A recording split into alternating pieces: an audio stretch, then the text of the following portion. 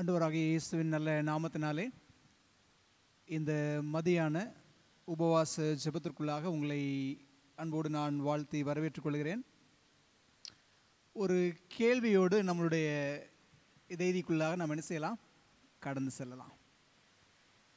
இங்கே இருக்கிற சின்ன பிள்ளைகள்கிட்ட அந்த கேள்வியை ஆரம்பிக்கலாம் அப்படின்னு சொல்லி நான் ஆசைப்படுறேன்.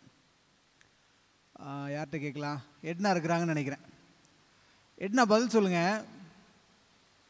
உங்களுக்கு முழு இரவு ஜெபம் பிடிக்குமா, உபவாச ஜெபம் பிடிக்குமா? எட்னா, அங்கிள் கேட்குற கேள்வி புரியுதா? உங்களுக்கு முழு இரவு ஜெபம் பிடிக்குமா இல்லை உபவாச ஜெபம் பிடிக்குமா?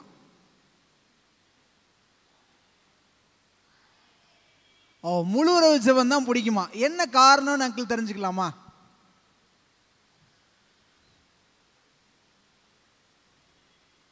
என்ன காரணம்? எதனால உங்களுக்கு முழு இரவு ஜெபம் பிடிக்கும்? சரி, என்ன யோசிக்கணுமா? என்ன காரணம் சொல்றாங்களா? தெரியல. சரி, பெரியவங்கிட்ட கேட்போமே இதே கேள்வியை. யாராவது பதில் சொல்லுங்க. உங்களுக்கு முழு இரவு ஜெபம் பிடிக்குமா, இல்லை பிரியமானதா, இல்லை உபவாச ஜெபம் பிரியமானதா? யாராவது பதில் வச்சிருக்கீங்களா? ரெண்டுமே பிடிக்கும். ரொம்ப சூப்பர்மா. Okay, very good. வேற யாராவது ஏதாவது பதில் வச்சிருக்கீங்களா? தாமஸ் சார், ரெண்டுமே பிடிக்கும். நான் இந்த கேள்வியை ஒரு பாப்பாட்ட கேட்டேன். இந்த கேள்வியை எனக்கு அறிமுகமான ஒரு பாப்பாட்ட கேட்டேன். உனக்கு ஆல்நைட் ப்ரேயர் பிடிக்குமா இல்லை உபவாச ஜெபம் பிடிக்குமா அப்படின்னு கேட்டால், எனக்கு ஆல்நைட் ப்ரேயர் தான் பிடிக்கும் அப்படின்னு சொன்னிச்சு அந்த பாப்பா. ஏன் அப்படின்னு கேட்டேன். ஆமாம், பிரேக் இருக்கும்போது சூப் கொடுப்பாங்க, சுண்டல் கொடுப்பாங்க, சுக்கு காப்பியெல்லாம் கொடுப்பாங்க, ஏதாவது சாப்பிட கொடுத்துட்டே இருப்பாங்கல்ல, அதனால தான் எனக்கு ஆல் நைட் ப்ரேயர் பிடிக்கும் அப்படின்னு சொல்லி ஒரு பாப்பா சொன்னா. கேட்குறதுக்கு கொஞ்சம் வேடிக்கையாகவும் நகைச்சுவையாகவும் இருந்தாலும் கூட உண்மை அதுதான் இல்லை? ஏதாவது சாப்பிட்டுக்கிட்டே இருந்தால் கொஞ்சம் நல்லா இருக்கும், ப்ரேயர் பண்ணுறதுக்கும். கொஞ்சம் ஒரு மாதிரி வயிறு கடிக்கிற மாதிரி இருந்தால் கொஞ்சம் என்ன செய்யுது, கஷ்டமாக தான் இருக்க தான் செய்யுது. உணவை விட்டு தேவனோடு இணைந்து ஜெபிப்பதில் இருக்கக்கூடிய மாம்ச போராட்டத்தை நிச்சயமாக என்ன செய்ய முடிகிறது, உணர முடியத்தான் செய்கிறது. ஆனால் நிச்சயமாக ஆண்டவர் சபையாக ஜெபிக்க நமக்கு உதவி செய்வார் என்று கர்த்தருக்குள்ளாக விசுவாசிக்கிறேன். இன்றைக்கான செய்தியோட முக்கிய தலைப்பு என்ன கொடுத்துருக்குறாங்க? பெத்தேலில் உபவாசம். பெத்தேலில் உபவாசம் இருந்தாங்களா? சரி, பெத்தேல்னா என்ன? பெத்தேல் அப்படின்னா, பெத்தேல் அப்படிங்கிற வார்த்தைக்கான அர்த்தம் என்ன? தேவனுடைய வீடு. எங்க வாசிக்கிறோம் அப்படின்னு சொன்னா, ஆதியாகமம் 28வது அதிகாரத்தில் வாசிக்கிறோம். யாக்கோபு தன்னுடைய சகோதரனை விட்டு பகை உணர்வோடு கிளம்பி போகும்போது ஒரு இடத்துல தங்குறாரு.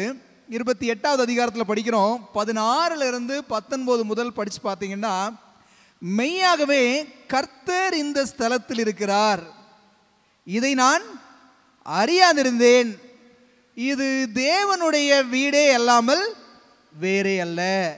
அந்த ஸ்தலத்திற்கு என்னென்ன பேர் வச்சாரா? என்னென்ன பேர் வச்சாரு? பெத்தேல் என்று சொல்லி பேர் வச்சார். அப்படின்னா பெத்தேல் என்றால் தேவனுடைய வீடு என்று அர்த்தம். அப்போ பெத்தேலில் உபவாசம் என்றால் என்ன அர்த்தம்? தேவனுடைய வீட்டில் உபவாசம். தேவனுடைய வீட்டில் உபவாசம் என்கிற தலைப்பில் இந்த நாளில் நாம் செய்தியை படிக்க இருக்கிறோம். ஒரு நிமிடம் தலைகளை தாழ்த்தி ஜெபம் செய்து நம்முடைய செய்திக்குள்ளாக கடந்து செல்வோம். பரிசுத்தமுள்ள ஆண்டவரே, இந்த மதியான வேளைக்காக உமக்கு நன்றி செலுத்துகிறோம். ஆண்டவரே, உம்முடைய சமூகத்தில் அமர்ந்து செபிக்கவும் வேதாகமத்தை ஆராய்ச்சி செய்யவும் ஆண்டவர் கொடுத்த நல்ல கிருபைக்காக நாங்கள் உமக்கு நன்றி செலுத்துகிறோம் ஐயா. இந்த நாளிலே பரலோகத்தின் தெய்வம் எங்களோடு பேசும்படியாக செபிக்கிறோம். பேச நிற்கிற அடியேன் பலவீனமான மனிதன். தேவன் அடியானை மறைத்து உம்முடைய வார்த்தைகளால் வெளிப்படும்படியாக செபிக்கிறோம். ஆண்டவரே, இதை கவனிக்கக்கூடிய அருமையான விசுவாச பிள்ளைகளுக்கு எந்த விதமான கவன சிதறல்களோ இடையூறுகளோ இராதபடி ஒரு முக்கியமான காரியத்தை இந்த நாளில் படிக்க இருக்கிறோம். ஆண்டவரே, நீர் எங்களோடு பேசவும் நாங்கள் அதை கேட்கவும் உமக்கு பிரியமாக நாங்கள் மாறவும் கர்த்தர் உதவி செய்யும்படியாய் இயேசுவின் வழியாய் செபிக்கிறோம் நல்ல பிதாவே, ஆமென். பெத்தேலில் உபவாசம், தேவனுடைய வீடு அப்படின்னு சொல்லி படித்தோம். பெத்தேல் அப்படின்னா சபையாக தேவனுடைய வீட்டில் உபவாசம் இருந்திருக்கிறார்களா? நான் கேட்குற கேள்வி புரியுதா? சபையாக, ஏன்னா தேவனுடைய வீடுன்னா அது ஆலயம்தான் தேவனுடைய வீடு. சபையாக தேவனுடைய வீடாகிய ஆலயத்தில் உபவாசம் இருந்திருக்கிறார்களா அப்படின்னு சொல்லி நாம ஒரு கேள்வியை கேட்டு பார்த்தோம் அப்படின்னு சொன்னா இருந்திருக்கிறாங்க. அநேக இடங்களில் தேவனுடைய வீட்டில் உபவாசம் இருந்ததாக வேதாகமம் பதிவு செய்கிறது. அதில் ஒரு வசனத்தை நம்ம வாசிக்கலாம். நியாயாதிபதிகள் 20வது அதிகாரம் 26வது வசனத்தை யாராவது படிங்க பார்ப்போம். நியாயாதிபதிகள் 20வது அதிகாரம் 26வது வசனம். அப்பொழுது இஸ்ரவேல் புத்திரராகிய சகல ஜனங்களும் புறப்பட்டு எங்க போனாங்களா? எங்க போனாங்க? தேவனுடைய வீட்டிற்கு போய் அங்கே கர்த்தருடைய சந்நிதியில் அழுது தரித்திருந்து அன்று சாயங்காலம் மட்டும் உபவாசித்து கர்த்தருடைய சந்நிதியில் சர்வாங்க தகன பலிகளையும் சமாதான பலிகளையும் இட்டு. நாம படிக்கிறோம், இஸ்ரவேல் புத்திரராகிய எல்லா ஜனங்களும் எங்க புறப்பட்டு போனாங்களா? எங்க புறப்பட்டு போனாங்க? தேவனுடைய வீட்டிற்கு புறப்பட்டு போய் அங்கே கர்த்தருடைய சந்நிதியில் சாயங்காலம் மட்டும் தரித்திருந்து அழுது உபவாசித்தார்கள் என்று சொல்லி இஸ்ரவேல் ஜனங்களை குறித்து ஒரு பதிவை நாம் பார்க்கிறோம். இப்போ என்ன கேள்வினா, எதுக்காக சபையார் அழுது ஜெபம் பண்ணாங்க?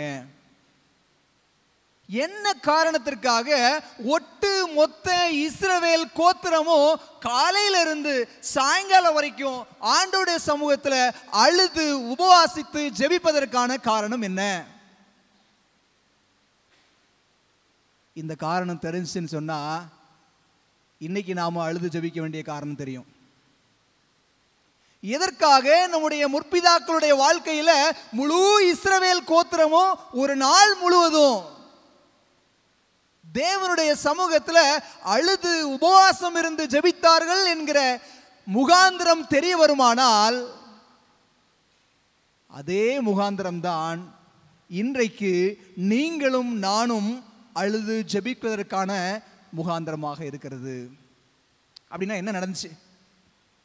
இன்றைக்கு நம்முடைய தியானம் முழுவதுமே 19, 20, 21 அதிகாரங்கள். இந்த 3 அதிகாரங்களும் ஒரே சம்பவத்தை மையமாக வைத்து பேசுகிறது.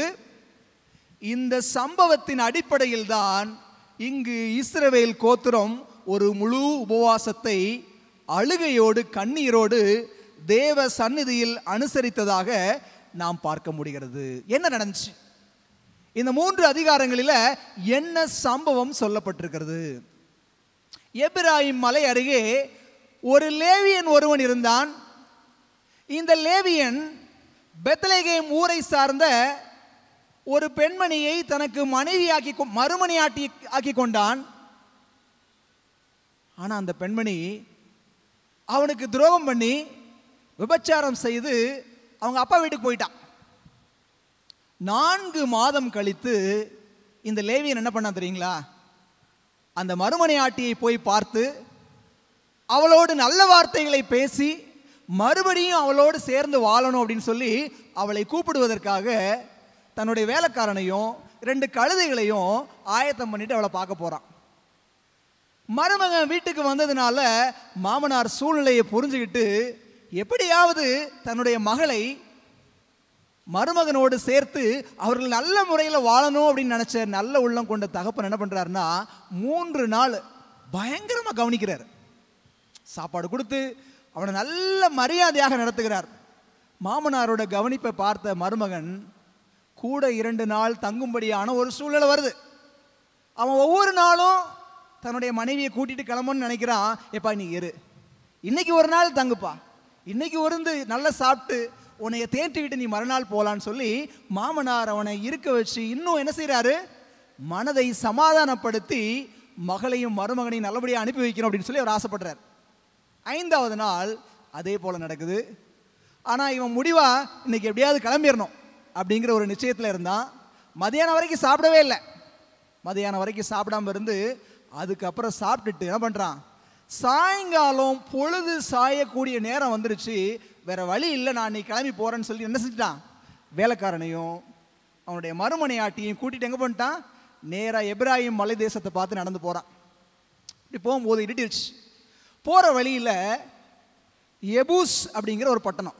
எபூஸ் அப்படிங்கிறது வேற ஒன்றும் இல்லை, இன்றைக்கு இருக்கக்கூடிய எருசலேம். அந்த காலகட்டத்தில் அது இஸ்ரவேல் கோத்திரங்களுடைய பட்டணமாக இல்லை, அது புறஜாதியாருடைய பட்டணமாக இருந்தது. அப்போ வேலைக்காரன் சொல்கிறான், ஐயா பொழுது சாஞ்சிருச்சு, நாம் இனிமே பிரயாணப்பட முடியாது, இந்த பட்டணத்தில் நாம் தங்கிட்டு போகலாம் அப்படிங்கிறான்.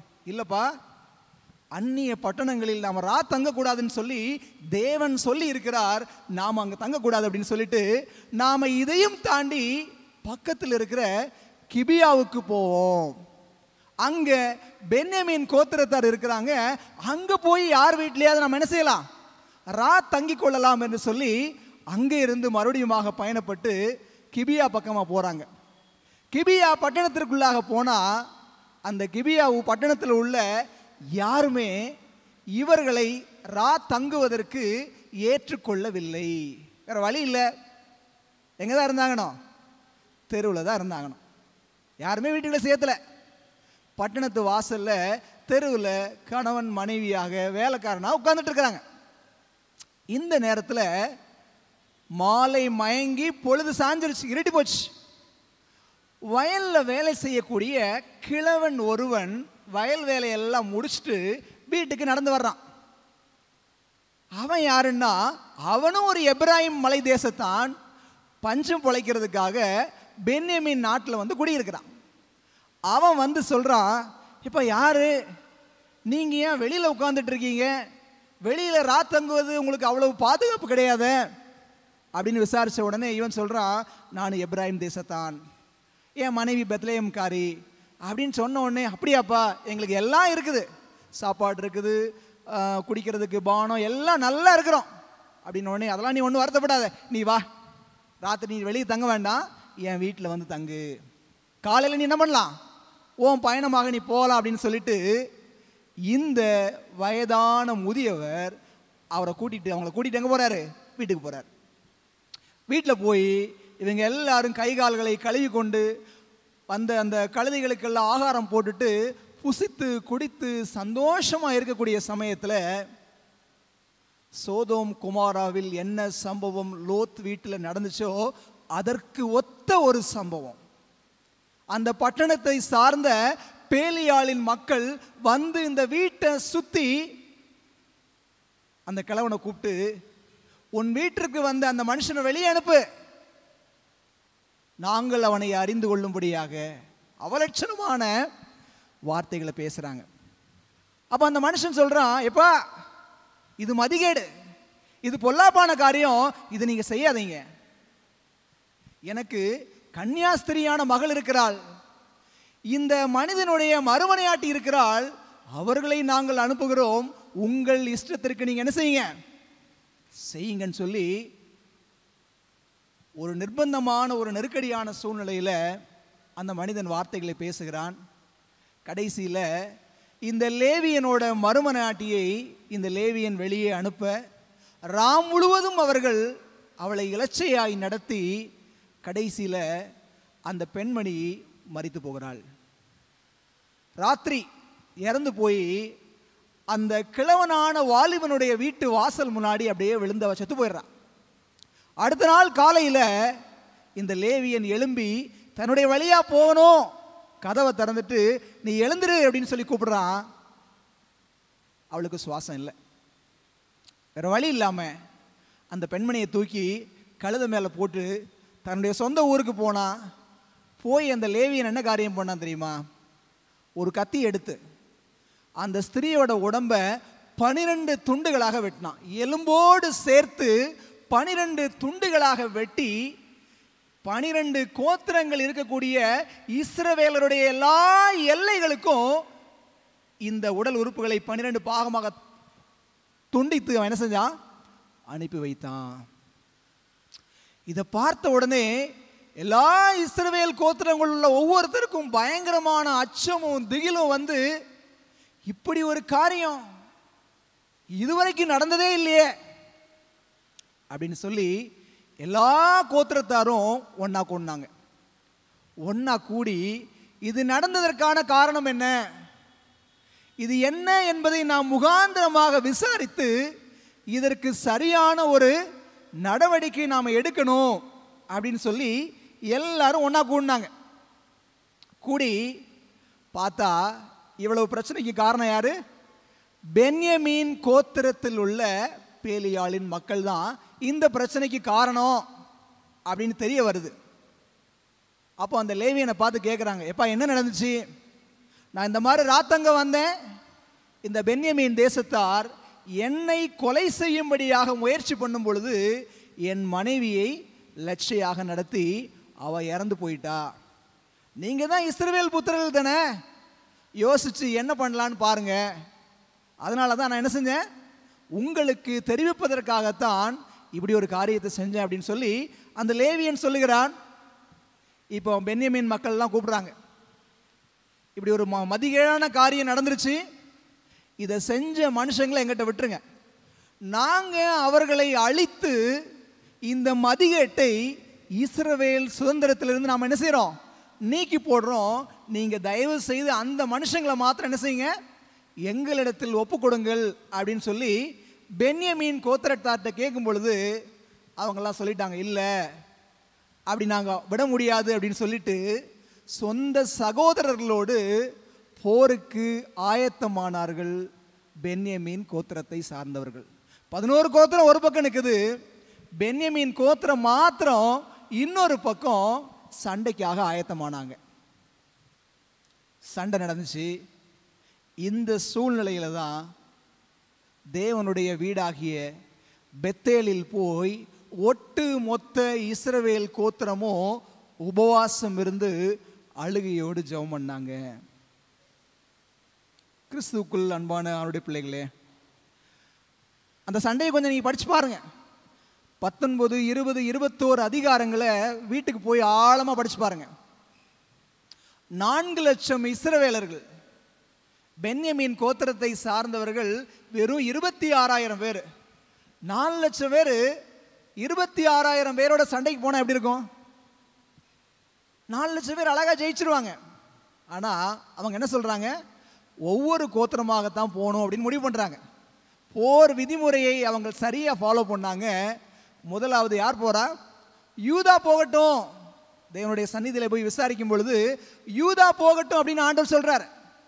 முதல் நாள் யுத்தத்தில் பென்யமீன் தேசத்தை சார்ந்தவர்கள் யூதாவில் கிட்டத்தட்ட 22,000 பேரை சங்காரம் பண்ணிடுறாங்க. பென்யமீன் ஜெயிக்குது, யூதா தோற்று 22,000 பேர் மடிந்து போகிறாங்க. ரொம்ப கலக்கம் அவங்களுக்கு. 2வது நாள் யுத்தத்துக்காக போகிறாங்க. 18,000 பேர் சங்காரமாகிறார்கள். பென்யமீனரோட கை ஓங்குகிறது. அப்போ என்ன பண்ணுறதுன்னு தெரியல. ஆண்டோட சந்நிதியில் போய் அழுகிறாங்க.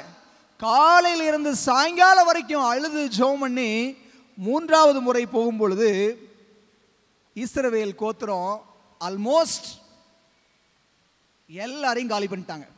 பென்யமீன் கோத்திரத்தில் உள்ள 26,000 பேரில் 25,000 பேர் என்ன செஞ்சுட்டாங்க, சங்காரம் பண்ணிட்டாங்க. இப்போ எவ்வளோ பேர் மிச்சம் இருக்கிறாங்க? வெறும் 1000 பேர் மிச்சம் இருந்தாங்க. அந்த 1000 பேரும் தப்பி ஓடும் பொழுது போகிற வழியில் 400 பேரை சங்காரம் பண்ணாங்க. ஒட்டு மொத்த பென்யமீன் கோத்திரத்தில் மிஞ்சினது வெறும் 600 பேர். யுத்த புருஷர்கள் எத்தனை பேர் மிஞ்சினாங்க? 600 பேர் மிஞ்சினாங்க. இந்த 600 பேர் பக்கத்தில் இருக்கக்கூடிய ரிம்மோன் அப்படிங்கிற ஒரு கண்மலையில் போய் ஒளிந்து கொள்ளுகிறார்கள். இதுதாங்க இந்த 3 அதிகாரத்தோட சுருக்கமான ஒரு சம்பவம். என்ன காரியம் நடந்துச்சு, இன்னைக்கு நமக்கு என்ன பாடம் இதில் அப்படிங்கிறத நாம் என்ன செய்ய போகிறோம், கொஞ்சம் ஆழமாக படிக்கலாம். நியாயாதிபதிகள் 19, 20, 21 இந்த 3 அதிகாரத்தோட ஆரம்பம் 19வது அதிகாரத்தின் முதல் வசனத்தையும் 21வது அதிகாரம் அதாவது கடைசி அதிகாரத்தின் கடைசி வசனத்தையும் வாசிங்கன்னா இங்க இருக்கிற எல்லா பிரச்சனைக்கான காரணம் என்ன அப்படின்னு சொல்லி தெரிய வரும். யாராவது படிக்கிறீங்களா? நியாயாதிபதிகள் 19வது அதிகாரம் முதல் வசனம் படிங்களேன். இஸ்ரவேலில் ராஜா இல்லாத அந்த நாட்களில். சிஸ்டர் போதும். அப்போ இந்த சம்பவம் எப்படி ஆரம்பிக்குது? இஸ்ரவேலில் ராஜா இல்லாத அந்த நாட்களில். சரி, இந்த சம்பவம் எப்படி முடியுது? 21வது அதிகாரம் கடைசி அதிகாரத்தோட கடைசி வசனம் படிங்க பார்ப்போம். அந்நாட்களிலே இஸ்ரவேலிலே ராஜா இல்லை, அவனவன் தன் பார்வைக்கு சரி போனபடி செய்து வந்தான். அப்போ இங்க நடந்த எல்லா பிரச்சனைக்கும் காரணம் ஒண்ணுதான். ஒரு நல்ல ஆவிக்குரிய தலைவன், ஒரு ஆவிக்குரிய வழிகாட்டி இல்லாத காரணத்தினால ஜனங்கள்லாம் எப்படி இருந்தாங்களா? எப்படி இருந்தாங்க? இஷ்டப்படி வாழ்ந்தாங்க. தான் மனசுக்கு எது சரின்னு சொன்னிச்சோ அதை செஞ்சாங்க. தனி மனித ஒழுக்கம் இல்லை, அவங்க மனதின்படி வாழ்ந்தாங்க. நீங்க ஃபுல்லா படிச்சு பாருங்களேன். ஆசாரியனோட மனைவி அப்படிதானே, லேவியனோட மனைவி என்ன பண்ணாங்க? விபச்சார மார்க்கமாய் போயிட்டாங்க. ஒழுக்கம் இல்லை அவங்ககிட்ட. சரி, பென்யமீன் பட்டணத்தில் தங்குறதுக்காக போறான். கலாச்சாரத்துக்கு பேர் போனவங்க யாரு? இஸ்ரவேலர்கள். விருந்தோம்பலுக்கு பேர் போனவங்க யாருங்க? ஆபிரகாம், லோத்து, இவங்கெல்லாம் அந்த சோஜானஸ் வழிப்போக்கர்களை எப்படி உபசரித்தாங்க அப்படின்னு சொல்லி படிச்சிருக்கிறோம். ஆனா ஒட்டு மொத்த பென்யமீன் தேசத்துல ஒருத்தர் கூட இவர்களுக்கு சாப்பாடு கொடுக்கவோ இவர்களை தங்க வைக்கவோ ரெடியா இல்ல. தனி மனித ஒழுக்கம் அவங்ககிட்ட இல்ல. இன்னும் நல்லா படிச்சு பாருங்க. பேலியாளின் மக்கள். இஸ்ரவேலிலே மதிகெட்ட காரியத்தை செய்ய ஒரு கூட்டமே இருந்துச்சு. இதை விட கொடுமை என்னன்னா, அந்த கூட்டத்தை காப்பாத்துறதுக்கு ஒரு தேசமே இருந்துச்சு. பாவம் பண்ணது 10 பேர். ஆனா அவர்களை காப்பாற்றுவதற்காக ஒட்டு மொத்த கோத்திரத்தையும் பலிகடாக கொடுக்கிறதுக்கு பென்யமீனர்கள் ஆயத்தமா இருந்தாங்க. அப்படின்னா பாவத்தை சார்ந்து துணை நிற்பதற்கு ஒரு கோத்திரமே கூட நினைச்சு. இதெல்லாம் எப்படி இருந்தா கூட இந்த கதாபாத்திரம் எப்படி போகுது? எல்லாரும் இஷ்டத்துக்கு வாழ்ந்தாங்க. மனம் போன போக்கில் அசுத்தமான காரியங்களை செஞ்சா கூட அந்த லேவியரிடம் சில ஒழுக்கங்கள் காணப்பட்டுச்சு. என்ன தெரியுமா? தான் மனைவி தனக்கு துரோகம் பண்ணிட்டா, தன்னை விட்டுட்டு போனா அப்படின்னு தெரிஞ்சா கூட எப்படியாவது அவளை போய் என்கிட்ட சேர்த்துக்கணும், அவ கூட நான் சேர்ந்து வாழணும் அப்படின்னு சொல்லி அவன் பிரயாசப்பட்டான், அந்த லேவியன்.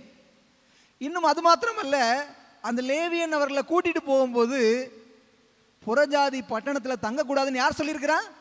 தேவன் சொல்லி இருக்கிறார் அப்படின்னு சொல்லி தேவனுடைய வார்த்தையை மதிக்கிற ஒரு மனிதனாகத்தான் அவன் காணப்பட்டான். நீங்க எடுத்து படிச்சு பாருங்க. அந்த பென்யமீன் பட்டணத்து வாசல்ல அவங்க தங்கி இருக்கும் போது அந்த வயதான முதியவர் வந்து கேட்பாரு, எப்பா நீ எங்க போகிற அப்படின்னு. நீங்க வேணா அந்த வசனத்தை படிச்சு பார்க்கலாம். நியாயாதிபதிகள் எடுங்களேன். நியாயாதிபதிகள் 19வது அதிகாரத்துக்கு எடுங்க. 19ல் ஒரு வசனத்தை படிக்கலாமே.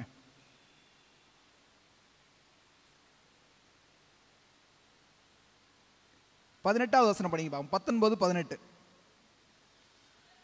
அதற்கு அவன், நாங்கள் யூதாவில் உள்ள ஊராகிய பெத்லகேமில் இருந்து வந்து எப்பிராயீம் மலை தேசத்தின் புறங்கள் மட்டும் போகிறோம், நான் அவ்விடத்தான்.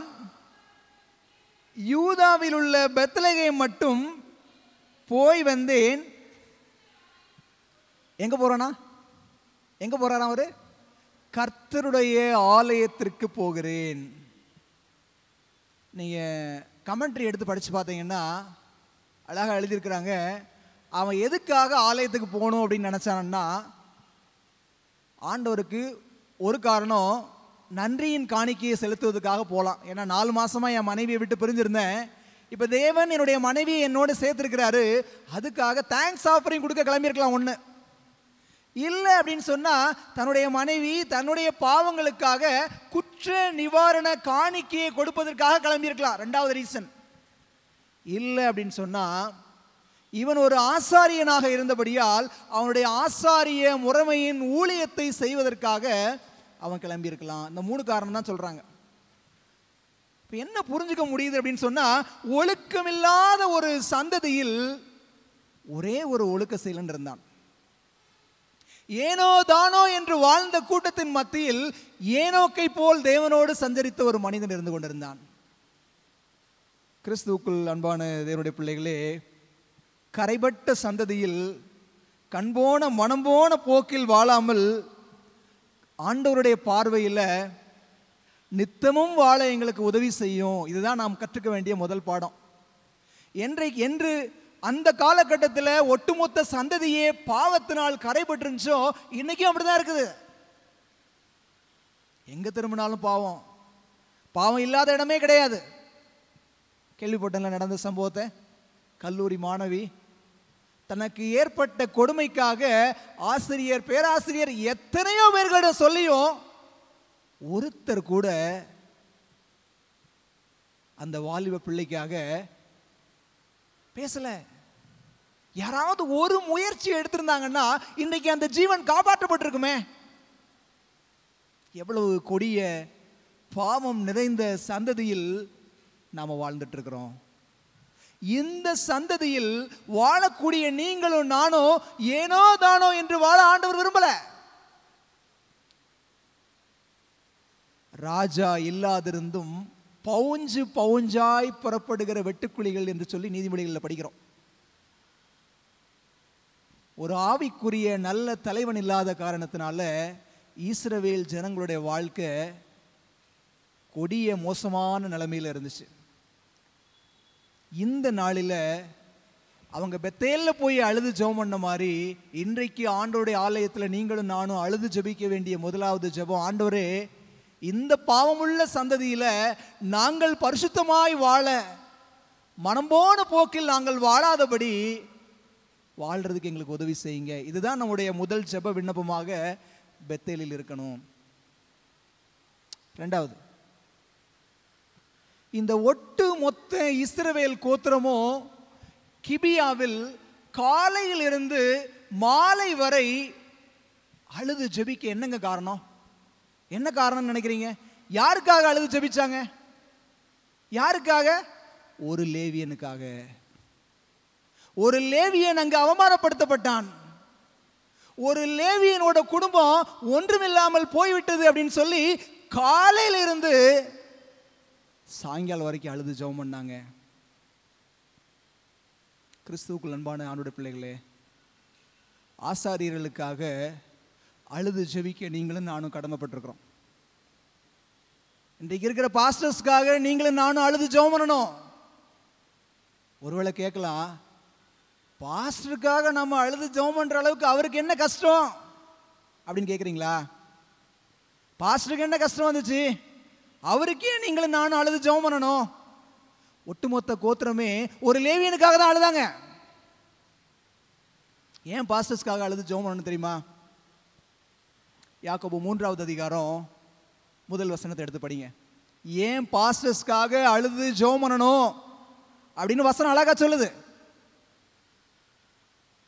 என் சகோதரரே, அதிக ஆக்கினை அடைவோம் என்று அறிந்து உங்களில் அநேகர் போதகர் ஆகாதிருப்பீர்களாக. யாருக்கு அதிக தண்டனை தெரியுமா? பாஸ்டர்ஸ்க்கு. யாரெல்லாம் மைக் பிடிச்சி முன்னாடி பேசுறோமோ அவங்களுக்கு எல்லாம் அதிக ஆக்கணையா. ஆண்டவர் பயமுறுத்தல, நீ பாஸ்டர் ஆகக்கூடாது அப்படிங்கிறதுக்காக பயமுறுத்தி இந்த வேத வாக்கியத்தை சொல்லல. ஒரு போதகனுக்கு, ஒரு உபதேசிக்கிறவனுக்கு இருக்கக்கூடிய ஒரு பெரிய பொறுப்பு, அதை மையமா வச்சு சொல்றாரு. தன் ஊழிய பொறுப்பை அசதியாக செய்யக்கூடிய போதகருக்கு அதிக ஆக்கணையா. மத்தேயு ஒரு முறை இல்லைங்க, மத்தேயு 23ஆம் அதிகாரத்தில் படிச்சு பாருங்க, அதே வேலை சொல்லப்படுகிறது. அப்படின்னா ஆசாரியர்களுக்காக நம்ம அழுது ஜெபம் பண்ணணும்ல, ஜெபிக்கணுமா வேண்டாமா?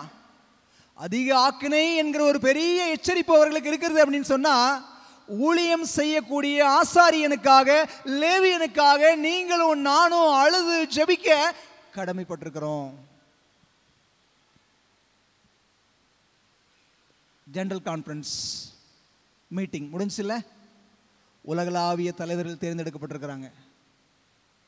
சதன் ஏசியா டிவிஷன் மீட்டிங் முடிஞ்சில்ல, தென்னாசிய மண்டலத்திற்கான தலைவர்கள் தேர்ந்தெடுக்கப்பட்டிருக்கிறாங்க. இவர்களுக்கெல்லாம் ஒரு பெரிய எச்சரிப்பு இருக்குது. இவர்களுக்கு கீழே வேலை செய்யக்கூடிய ஒவ்வொரு போதகர்களுக்கும் வேதாகமம் கொடுக்கக்கூடிய பெரிய எச்சரிப்பு, அதிக ஆக்கினை.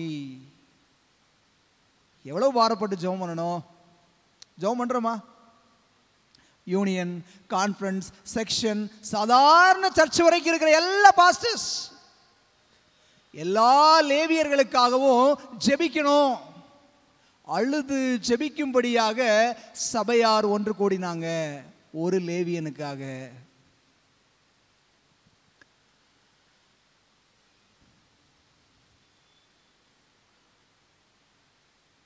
ஒரு காரியம் சமீபத்தில் கேள்விப்பட்டேன், ரொம்ப வருத்தமாக இருந்துச்சு, ரொம்ப கஷ்டமாக இருந்துச்சு. நடந்த ஒரு ப்ரேயர் மீட்டிங்கில் ஒரு வாலிப பாஸ்டரை கூப்பிட்டு, தம்பி நீங்கள் ஜெபம் பண்ணுங்க அப்படின்னு சொல்லி சொன்னாங்களாம். அந்த பாஸ்டர் சொன்னாராம், ஜெபம் பண்ணுறதுக்கெலாம் நீங்கள் என்கிட்ட முன்னாடியே சொல்லணும், ஆன் தி ஸ்பாட்லாம் சொல்லக்கூடாது. எப்படி? ஜெபம் பண்ணுறதுக்கு முன்னாடியே நீங்கள் சொல்லணும், ஆன் தி ஸ்பாட்லாம் ஜெபம் பண்ண சொல்லக்கூடாது. வாய்ப்பு கிடைக்கும் பொழுது எந்தவித ஆயத்தமும் இல்லாமல் முத்தூதின் செய்தியை மணிக்கணக்காக பிரசங்கிக்கக்கூடிய பிரசங்கிகள் இருக்கக்கூடிய இந்த மீதமான சபையில் ஒரு நிமிஷம் ஜெபம் பண்றதுக்கு ஒரு பாஸ்டர் ஆயத்தமா இல்லைங்க. எவ்வளவு ஒரு வருத்தமான விஷயம்.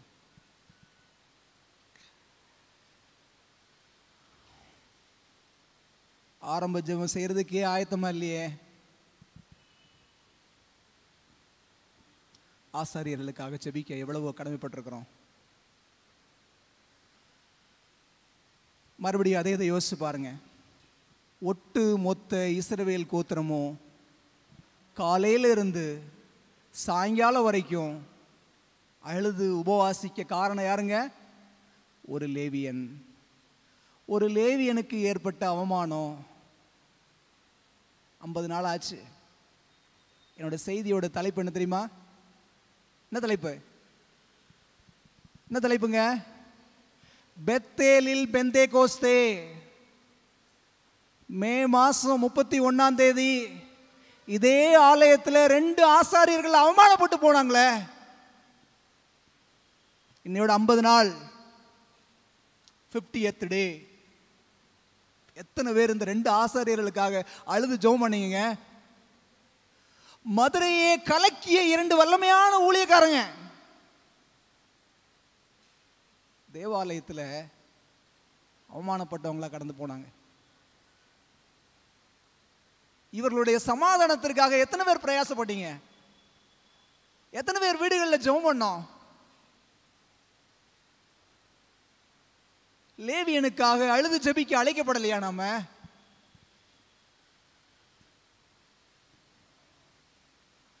போதகர் தாஸ்குமார், போதகர் ரத்னசிங் ஒரு ஆவிக்குரிய சகோதரன், ஒரு ஆவிக்குரிய தகப்பன். எங்களை போன்ற அநேக கிறிஸ்தவ குடும்பங்களில் ஒளியேற்றினவர்கள் நீங்கள். இந்த 50 நாளும் நீங்க கஷ்டப்பட்டிருப்பீங்க. நாங்களும் கஷ்டப்பட்டோம். எத்தனை நாட்கள் நாங்கள் தூக்கம் இல்லாமல் இருந்திருப்போம் தெரியுமா?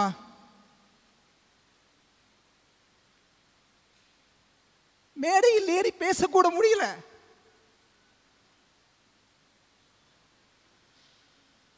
எதையோ இழந்து விட்ட ஒரு வெறுமை.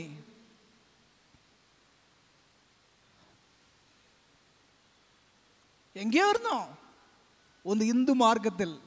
இதுதான் கிறிஸ்தவ மார்க்கம், இப்படித்தான் இருக்கணும். எவ்வளவு சத்தியம்!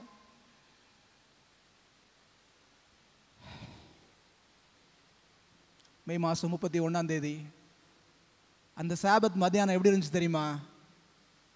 இயேசு கிறிஸ்துவை சிலுவையில் அறைய கொடுத்த சீஷர்களுக்கு வெள்ளிக்கிழமை சிலுவையில் அறைய கொடுத்தாங்க.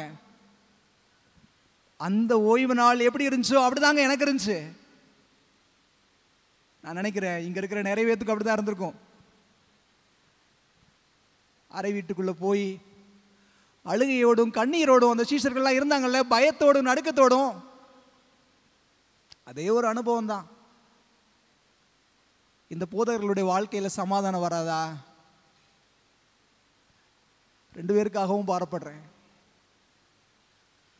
ஆண்டவரால் அற்புதமாக பயன்படுத்தப்பட்ட 2 பாத்திரங்கள். 50 நாள் சீஷர்கள் 50 நாள் காத்திருந்தாங்க பெந்தேகோஸ்தே நாளின் அனுபவத்திற்காக.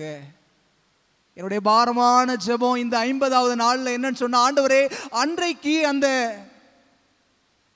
வல்லமையான அருள் மாறி பரிசுத்த ஆவியானவர் ஊற்றப்பட்டாரு. சீஷர்கள்லாம் ஒன்னா சேர்ந்து மறுபடியும் ஆதி சபையை ஸ்தாபிச்சாங்க. அதே போல எங்கள் திருச்சபையோட போதகர்கள்லாம் ஒன்னாயி மறுபடியும் ஊழியம் நல்லா நடக்காதா? இந்த 50வது நாளில் நீங்க இறங்குங்க ஆண்டவரே. மனசுல கஷ்டம் இருக்குது, வேதனை இருக்குது, இதெல்லாம் மாறட்டும் சுவாமி. பெத்தேலில் பெந்தைகோஸ்தே. இந்த பெத்தேல் திருச்சபைக்கு இது பெந்தைகோஸ்தே நாளாக இருக்கட்டும். பாரப்பட்டு ஜெபம் பண்ணுங்க. சாத்தான் வெளியே நின்று சிரிச்சிட்டு இருக்கிறாங்க, சிரிக்கிறான்.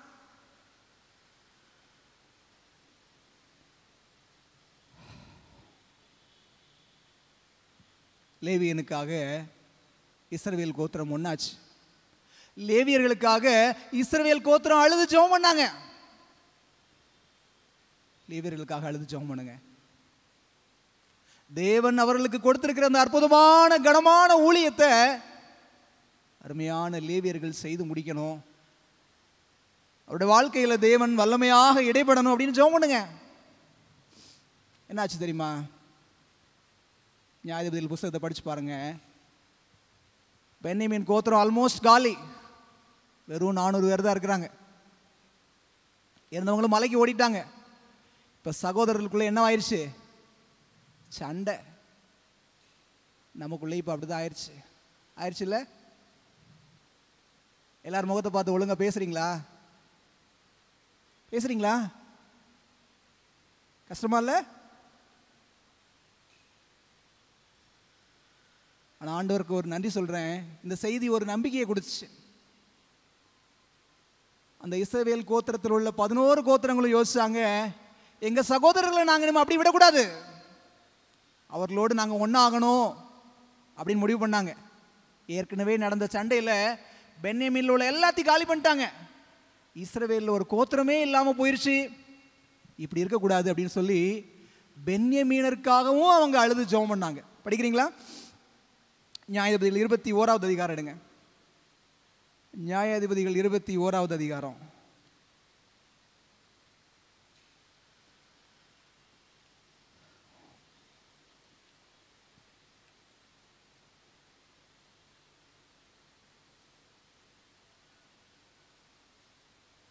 இருபத்தி அதிகாரம்